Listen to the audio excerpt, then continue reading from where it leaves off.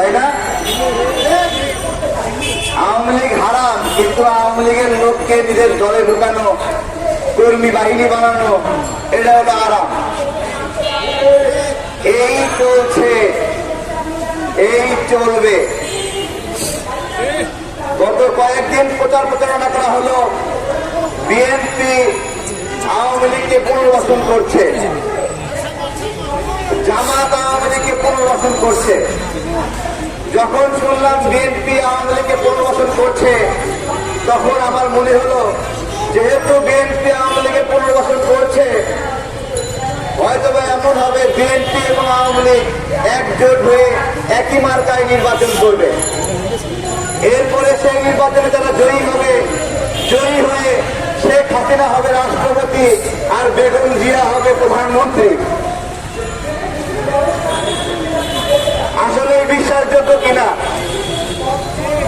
এটা এজন্য বলছি যে বিএনপি আওয়ামী লীগকে পুনর্বাসন করে, তাহলে তো এটাই হওয়ার কথা, শেখ হাসিনা রাষ্ট্রপতি হবে, বেগম জিয়া প্রধানমন্ত্রী হবে, তাই না? আসলে কি তাই হবে? মায়ের চেয়ে মাসির দরদ বেশি। এবার বুঝতে পারছেন নি? মায়ের চেয়ে মাসির দরদ বেশি। বিএনপি আওয়ামী লীগ সাথে নেওয়ালে সম্পর্ক, বিএনপি নাকি আওয়ামী লীগকে পুনর্বাসন করবে। এই গাঁজাখুরি গল্প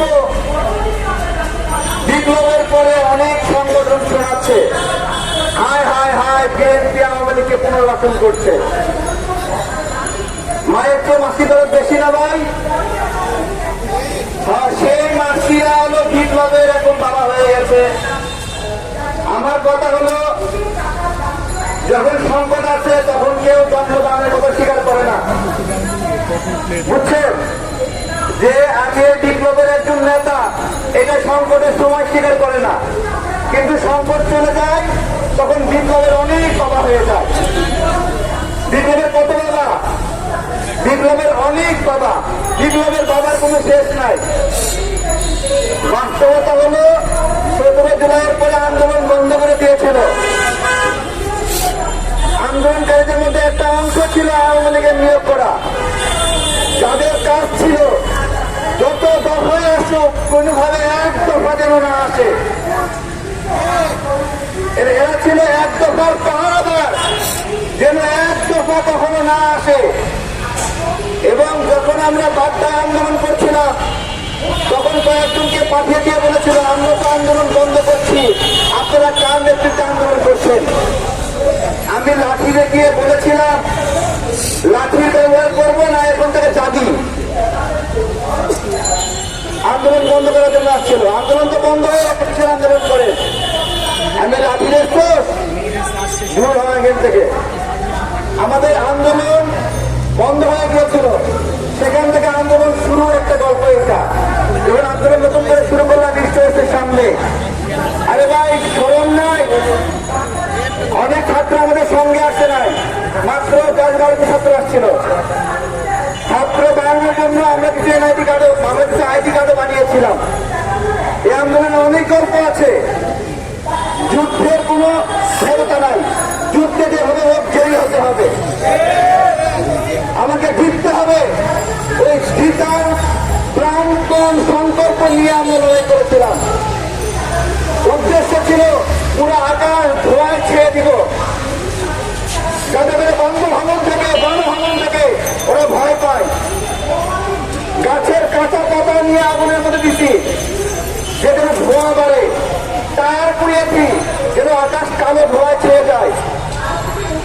এই আন্দোলনে অনেক গল্প রয়েছে এবং সেই সময় আমরা দেখেছি বাড্ডা থানা, বিভিন্ন থানার কাউন্সিলররা কিভাবে ছাত্রদের বিরুদ্ধে পিস্তল হাতে নিয়ে গুলি করেছে, ভারী বন্দুক নিয়ে গুলি করেছে।